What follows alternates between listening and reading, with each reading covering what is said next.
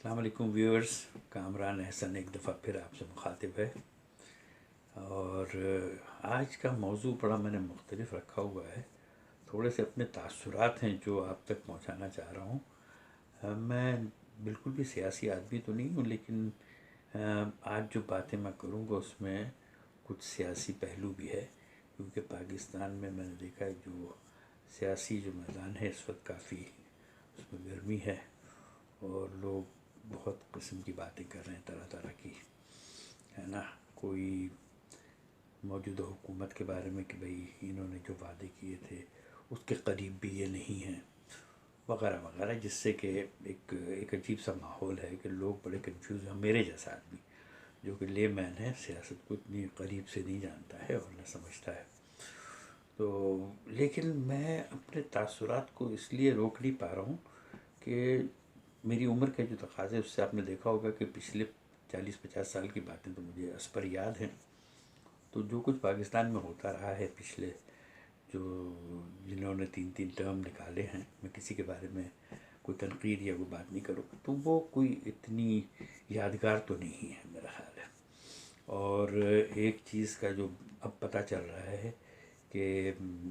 کتنی بد نظمیاں رہیں اور دوسرے جو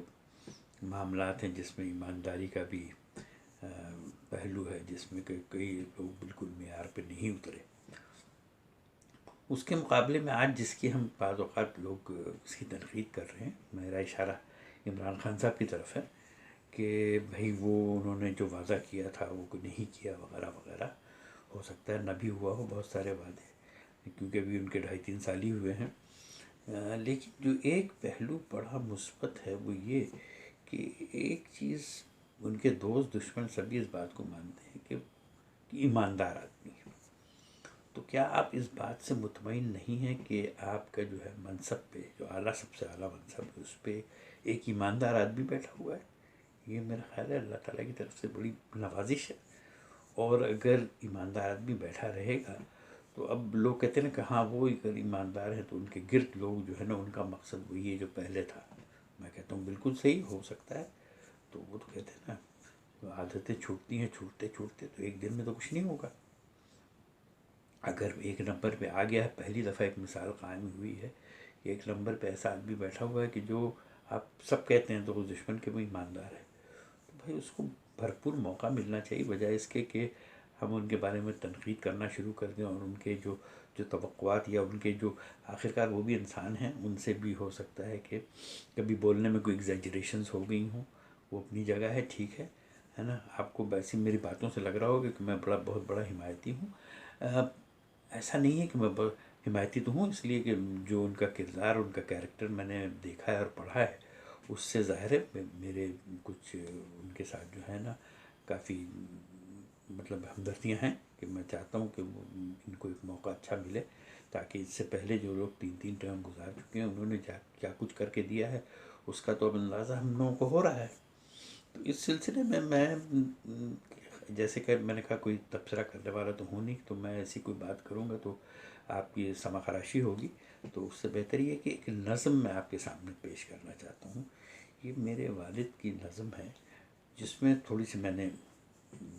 تبدیلیاں کی ہیں اور اس میں رد و بدل کر کے اس کو بنایا موضوع، تو اس کو ملاحظہ فرمائیے گا۔ یہ نظم جو ہے یہ جیسے ایک چھوٹی سی جو کہتے ہیں نا کئی سینٹنسز میں پاکستان کی ہسٹری ہے، اس کی کوشش کی گئی، ہو سکتا ہے آپ کو پسند آئے۔